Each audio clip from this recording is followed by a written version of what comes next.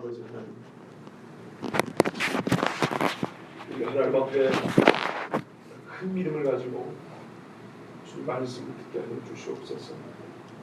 이 세상 어디에서도 믿음을 가르쳐 주는 것도 없고 믿으라고 말하는 것도 없지만 오직 교회에서는 하나님을 믿으라, 하나님의 말씀을 믿으라 말하는 것입니다. 아무리 세상에 유명한 학자의 글만큼 어려운 말이 없고 대단하게 사람들이 공인을 받지 못한 것 같아도 이 말씀을 믿고 죽을 사람이 살았고 이 말씀을 믿고 멸망할 사람이 구원을 얻었사오니 오늘 우리가 하나님의 말씀 가감없이 듣게 하여 주시고 한마디도 놓치지 않게 하여 주시고 이 종은 하나님의 말씀을 온전히 대언하는 이 사명만 감당케 하여 주시옵소서. 주님, 하나님의 말씀은 어느 것 하나도 우리에게 능력을 미치지 못하는 것이 없으니 모든 말씀이 진정 우리 영혼을 소생케 하니 오늘 이 말씀을 통하여 우리 영혼이 주님 앞에 살게 하여 주시옵소서. 예수 그리스도의 이름으로 기도하옵나이다. 아멘. 예수님이 온 갈릴리 지역을 돌아다니면서 복음을 전했습니다. 예수님이 사역한 지역이 사역지가 갈릴리 바다 근처입니다. 자, 그런데 예수님이 어떻게 사역을 했냐 했더니 온 갈릴리를 두루 다니사 부지런히 다녔단 말이죠. 지난주에 갈릴리 바닷가에 있는 베드로하고 그 동네 청년들 예수님이 부르셨지 않습니까? 예수님이 부지런하셨어요. 지난 금요일날 이 앞에서 기도하는데 앞에 회개하는 것 중에 하나가 뭐냐면요, 하나님 게을러서 죄송합니다. 그래서 희한하게 그날 밤에 하나님이 게으름에 관하여 아주 제 마음을 책망하셨어요. 그래가지고 하나님 게을러서 죄송합니다. 용서해 주세요. 게으르다는 것이 이토록 큰 죄인지 몰랐습니다. 하나님이 감동을 주셔가지고 그래서 회개를 많이 했는데 신학교 다닐 때 선생님들한테 교수님한테 들었어요. 어느 신학자들이 죄를 우열을 가리기는 그렇지만 나름대로 말이죠. 그들 나름대로 대죄를 이렇게 구분해놨더라고요. 그게 생각이 났어요. 어떤 사람은 3대 죄 중에 하나가 나태함, 게으름이라고 했고요. 어떤 사람은 7대 죄 중에 하나가 게으름, 나태라고 했어요. 그때는 그냥 분류상 그런가 보다, 그냥 외우는 거죠. 그런가 보다 했는데 신념이 되어가지고 희한하게 지난주 금요일날 밤에 하나님께서 게으름이 죄인이라 하고 가슴에 막 불을 붙여줬는데 이거는 지식으로 되는 건 아닌 것 같습니다. 어떻게 그냥 지식으로 되는 건 아니다. 하나님 앞에 게으르다는 것이 큰 죄이구나. 그걸 알았어요. 옛날에 훌륭한 신학자 중에 이런 말을 한 사람이 있어요. 오라 떼트라보라. 오라는 기도하라. 그리고 나보라 일하라. 신학자들이니까 말씀 연구하라 이런 말이에요. 목회자들은 말씀 연구하라 이런 말인데 이게 노동이라, 노동, 일하라. 기도하고 일하라. 기도하고 일하라. 세상 직업을 가진 사람들은 기도하고 일하고 기도하고 일하는 사람 치고 게으른 사람 없습니다. 대충 비양심적으로 하는 사람 없습니다. 게으르면 반드시 부정직하게 하게 되어 있습니다. 부지런하는 사람 치고 부정직하게 일하는 사람 없지는 않겠지만 비율을 볼 때 많지 않을 겁니다. 게으른 사람 치고 작게 안 부는 사람 없고요. 게으른 사람 치고 일을 부정직하게 안 한다. 거의 없습니다. 왜요? 요구하는 양은 있지 않겠습니까? 자기가 해야 될 분량은 있지 않겠습니까? 그러면 속이게 됩니다. 과제물을 해야 된다 그러죠. 우리 전사님이 학교를 다니시고 저도 학교를 오래 다녔죠. 과제를 해야 되는데 게으르면 어떻게 돼요? 나중에 하게 됩니다. 그럼 그동안에 뭡니까? 노원이라고 시작했습니다. 그러면 나중에 어떻게 됩니까? 열심히 하지 못하고 부정직을 이제 머릿속에 이렇게 계산합니다. 장표를 그립니다. 어디서 대충 붙여다가 이렇게 하거나 짜집게 가지고 이렇게 한다거나 교수들도 그럽니다. 실적은 올려야 되고 제출은 해야 되는데 게으르면 부정직함이 따르게 되어 있습니다. 게으르면 부정직할 뿐만 아니라 충실도가 떨어집니다. 충실도가 떨어진다. 이만큼의 양이 들어있어야 되는데 빼곡하게 들어있어야 할 게 듬성듬성 들어간다 이 말입니다. 게으름이 큰 죄입니다.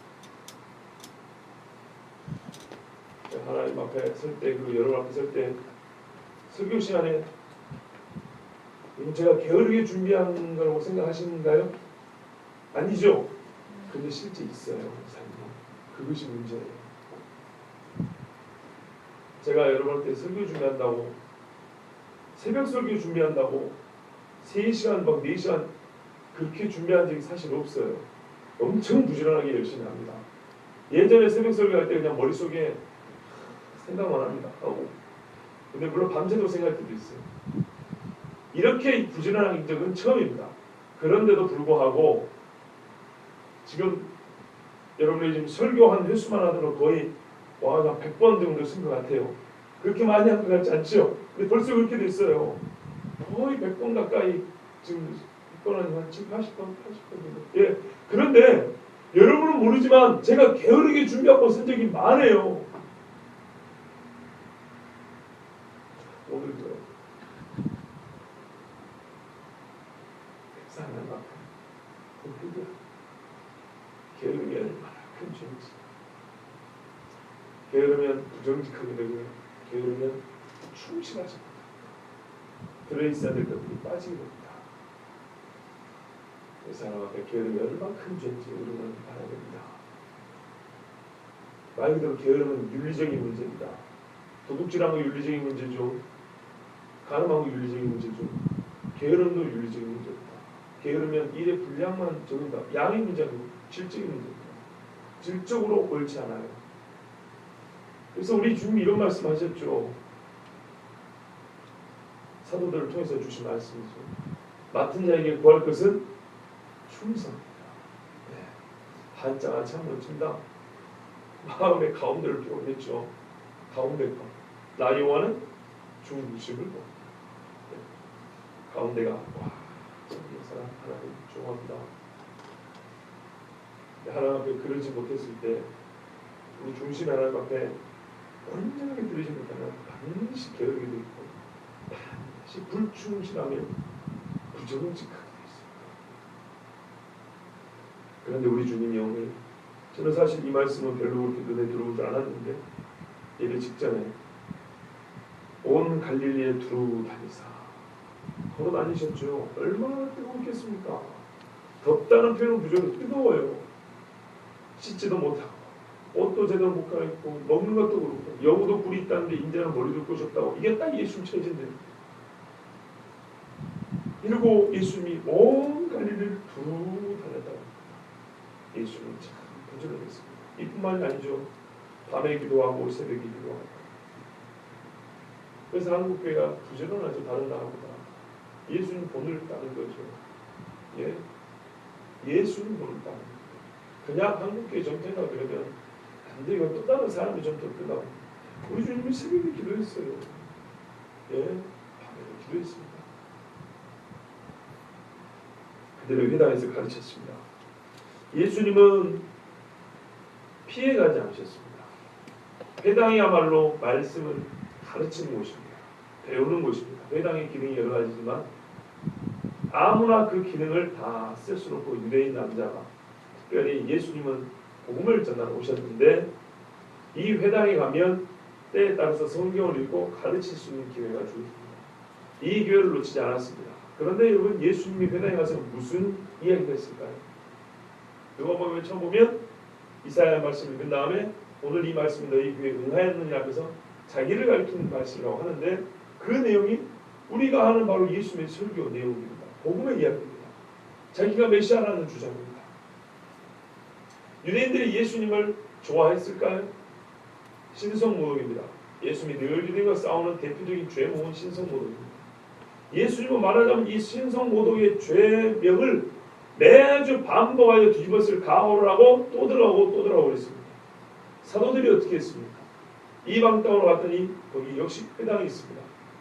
좋게 이방에 갔으면 이방 사람들만 이렇게 전도하면 오히려 충돌이 적었을 건데, 사도 베드로라든지 여러 사도들이 죽게 된 것은 결정적으로 유대인들 때문입니다. 같은 민족들 때문입니다. 그러면 그 생명이나 이 생명이나 똑같은 한 생명이니까 이 사람들 그냥 피하고 들을 만한 사람들한테만 가면 되지 않습니까? 그런데 희한하죠. 예수님은 가장 싸움이 치열하게 일어날 곳을 외면하지 않으시고 그곳에 들어갔습니다. 본인 발걸음으로 들어가서 매주 거기서 싸움을 하셨습니다. 제자들도 그렇게 살았습니다. 하나님께서는, 즉 예수님께서는 하나님의 말씀을 가르치실 때 가장 오해하고 있는 사람들, 즉 우리말로 하면 마음밭이 좋아서 주는 대로 쪽쪽 받아먹는 사람뿐만 아니라 주는 대로 받아치는 사람들에게도 우리 주님은 항상 주님이 이 땅을 떠나실 때까지 회당에 가셔서 가르쳤습니다. 이게 9장에 가면 말입니다. 오늘 읽은 말씀 반복됩니다. 9장 35절에 예수께서 회당에 가서 가르치시고 복음을 천국을 전파하시고 각종 약한 것들 고치시더라가 9장 말미에도 똑같이 있습니다. 그러면 예수님이 복음을 증거하는 이 초창기하고 저 뒤에 어느 때쯤 모르지만 중간치라고 하겠습니다. 중간치까지 예수님이 하셨던 일은 똑같다는 얘기예요. 똑같다. 반복해서 했다는 겁니다. 회당에 늘 들어갔어요. 가버나움뿐만 아니라 예루살렘이라든지 여러 동네에 들어갔어요. 여러분, 예수 믿으라고 복음을 전하고 이 말씀이 이런 뜻이라고 설명해 주면 받아치는 친족이 있고 받아치는 형제가 있습니다. 그러면 어지간하면 싸움을 피하려고 얘기를 안 하고 그냥 넘어갑니다. 저 역시도 그럴 때가 많습니다. 그런데 어제 우리 애들 기도하는 자리에 가가지고 제가 은혜 받은 것 중에 하나 그거예요. 전사님 그 노래 있죠? 그 음원 좀 줘보세요. 점프 점프 점프 다윗처럼 댄스 댄스 다윗처럼. 근데요, 다윗이 말입니다. 제가 다윗하고 비슷한 게 하나 있어요. 하나님 욕하는 거 성질이 나서 못 들어요. 그러면 이게 막 저도 말을 한단 말입니다. 다윗만큼은 못해도. 그런데 친족들이 하나님을 욕하고 애매하게 이 비꼬면 친족이니까 차마 말을 못해요. 형제들이니까 또는 친족이지만 한계가 높은 어른들이니까 차마 그냥 참고 넘어가는데 어제 제가 기도하면서 은혜 받았어요. 앞으로는 얘기해야겠다. 분명하게 얘기합니다. 확실하게 해야겠다. 사람이 무서운 게 아니라 하나님이 무섭죠. 사람이 중요한 게 하나님 중요한데 내 친족, 혈족, 형제자매가 혹 하나님을 무시하고 진짜 신성모독하는 발언을 하면 내가 다윗처럼 분을 내야겠다. 하나님이 나를 도우신다. 하나님이 네가 사랑 없이, 아니 나는 사랑해서 그런 겁니다. 뭘요? 내 형제보다 하나님을 더 사랑해서 내가 말을 해야겠다. 그래야 그들도 죽든지 살든지 결판이 날 건데 그냥 예의 차린다고 관계 때문에 할 수 없이 그냥 거기 몇 마디 끝대고 그냥 대충 돌리고 앞으로 그러면 안 되겠다.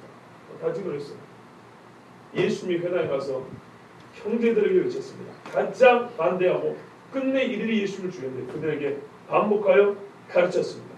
잘못 알고 있는 것을 고쳐줬습니다. 그들의 해석을 완벽하게 하나님 예수님은 채워주셨습니다. 하나님 정말 사람과 하나님 앞에 충성되이 그렇게 일하셨습니다. 천국 복음을 전파했습니다. 회당이 날마다 열리는 건 아니죠. 일상생활에 공공의 장소에서 예수님은 광장에서나 들판에서나 길에서나 외쳤습니다. 부끄러워하지 않고 외쳤습니다. 그리고 예수님은 많은 병과 모든 것을 고쳤습니다. 모든 약한 것을 고쳤습니다. 왜 고쳤느냐? 복음을 전파만 하고 말만 하면 되지 왜 고쳤냐면요. 이 복음이 없기 때문에 발생한 일이 우리 사람이 당하는 고통입니다. 우리 인간이 왜 죽어야 되고 왜 병이 걸려야 되고 왜 서로 미워하고 전쟁합니까? 죄 때문이죠. 이 죄가 들어와서 그런 겁니다. 그럼 어떤 사람은 자기가 뿌린 대로 거둔 사람이 있지만 뿌리지 않았는데도 거두는 경우가 있습니다. 이게 어지러워진 세상입니다. 그러면 이걸 어떻게 해야 됩니까? 억울하기 그지없어요. 억울하기 그지없지만은 어쩔 수 없습니다. 왜냐하면요, 인간의 세상에 종합적으로 보면 인간이 잘못한 걸로 인간이 벌을 받는 거예요. 인간이 뿌린 씨를 인간이 거두는 거기 때문에 한 사람 한 사람 하면 뭐랄까요? 억울한 측면이 있죠. 그러나 다른 것도 생각해요. 한 사람 한 사람대로 하면 내가 누리지 못할 것인데 인간이 뿌린 것 중에 인간이 거두기 때문에 내가 믿은 게 아니라 내 부모가 믿었는데 자식이 거두는 게 얼마나 많은지 몰라요. 저는 제가 뿌린 것보다 복을 많이 받고 사는데요. 옛날부터 제 입을 항상 고백했습니다. 네, 부모님의 기도 때문이다. 부모님의 기도 때문이다. 옛날에 교통사고가 난 적이 있어요. 청년들 태고 가다가 제가 길을 잘 몰라가지고 보도블록까지 타고 올라가지고 참 잘못했으면 큰 사고 났을 뻔했는데 하나님이 정말로 지켜주셔서 타박상으로 끝났어요.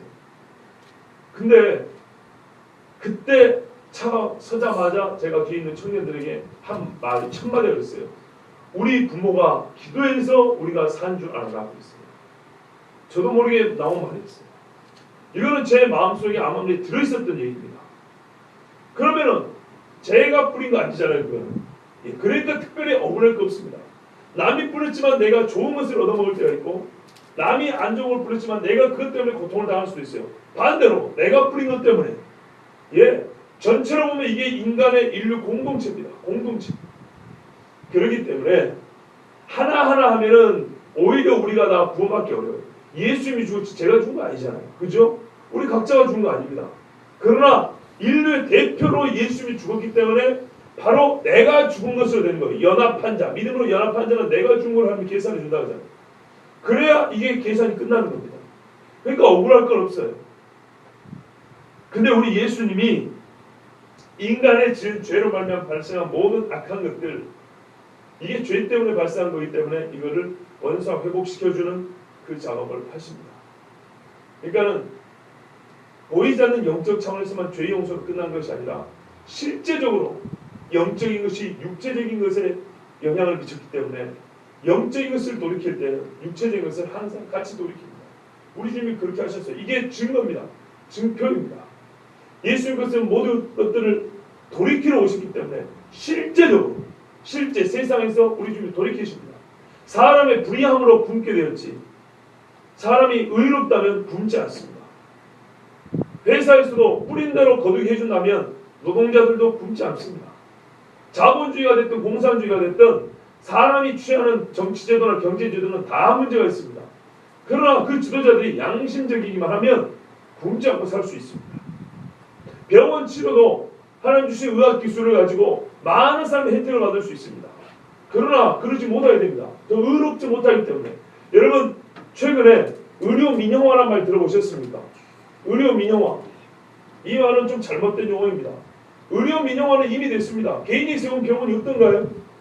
우리나라 국가병원이 100%입니까? 국가에서 세운 병원이 아닙니다.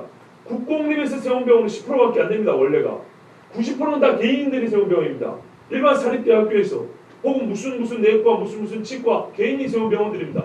보건소라든지 국립의료원이라든지 뭐 이런 것들 몇 개 빼놓고는 원래 90%가 사립병원입니다.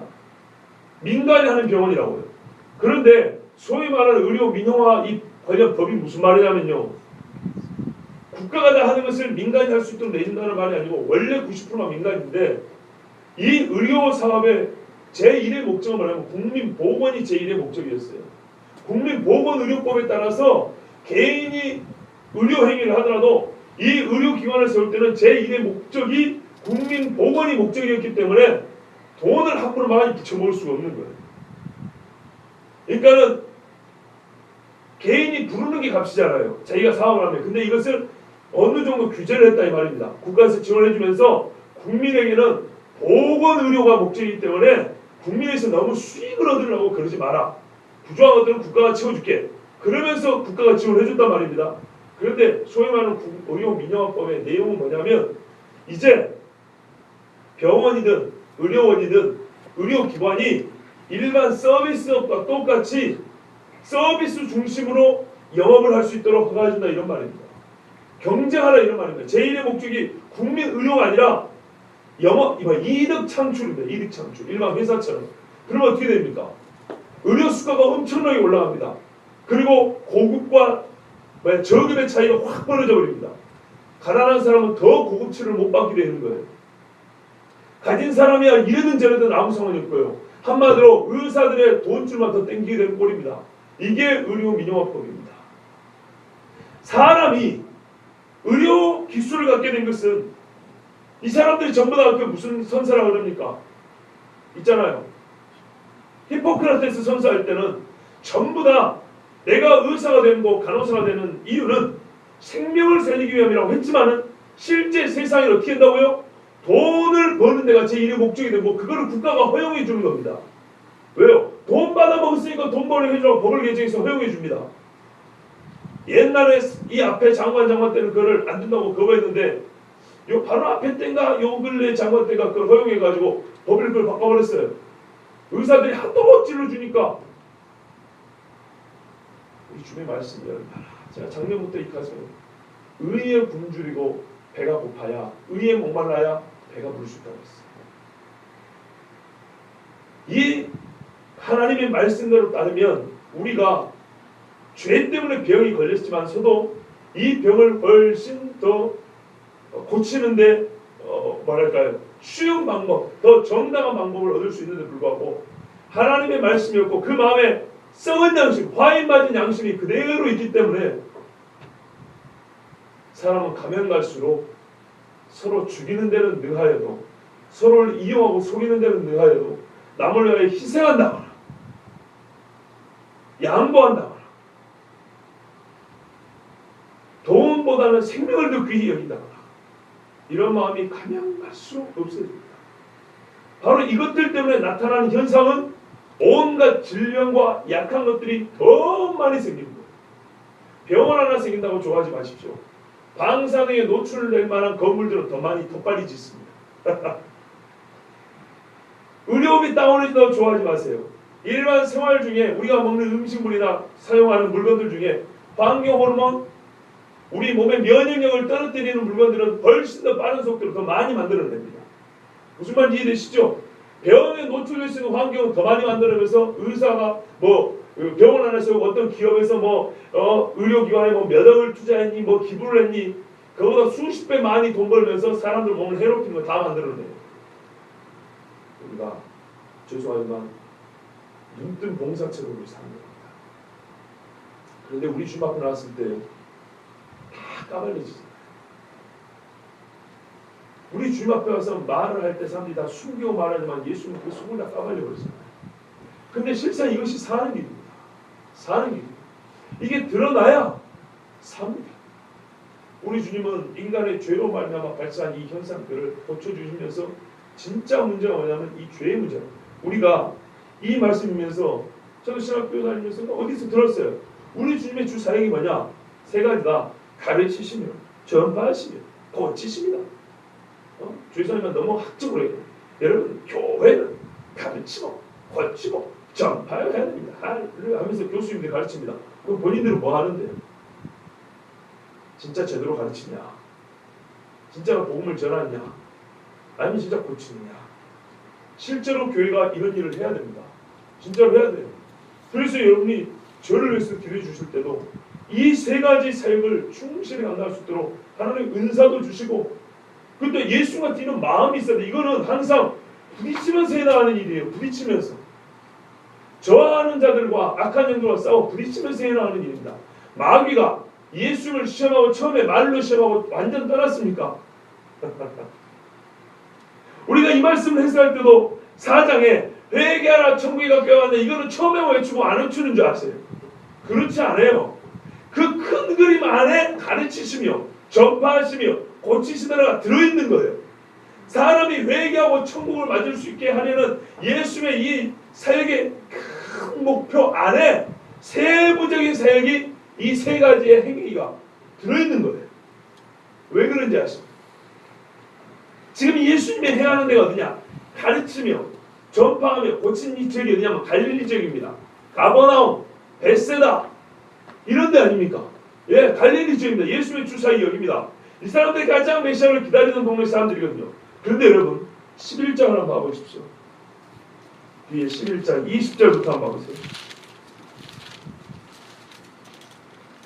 20절에서 24절까지 같이 읽겠습니다. 예수께서 권능을 가장 많이 행하신 고을들이 회개하지 아니하므로 그때 책망하시되 과 있을진저 고라시나 과 있을진저 벳세다야 너희에게 행한 모든 권능을 두로와 시돈에서 행하였더라면 그들이 벌써 배옷을 입고 제에 앉아 회개하였으리라. 내가 너희에게 이르노니 심판날에 두로와 시돈이 너희보다 견디기 쉬우리라. 가버나움아 내가 하늘에까지 높아지겠느냐 음부에까지 낮아지리라. 내게 행한 모든 권능을 소돔에서 행하였더라면 그 성이 오늘까지 있었으리라. 내가 너희에게 이르노니 심판날에 소돔 땅이 너보다 견디기 쉬우리라 하시니라. 아멘. 오늘 오신 분들은 다 새벽에 나오신 분들이니까 아시죠? 어젠가도 이 말씀을 제가 잠깐 이 부분에 일부러 읽어드렸죠. 두로와 시돈은 이방 땅입니다. 여기서 갈릴리 지역에서 행했던 기적과 치유와 말씀을 전했다면 이들이 회개하고 돌아왔을 거야. 가버나움 너희에게 내가 해준 것만큼 내가 소돔에게 했다면 소돔이 회개하고 돌아왔을 거야. 그 악한 사람. 그러면은 예수님이 책망하셨다고 했어요. 왜요? 회개하지 아니함으로.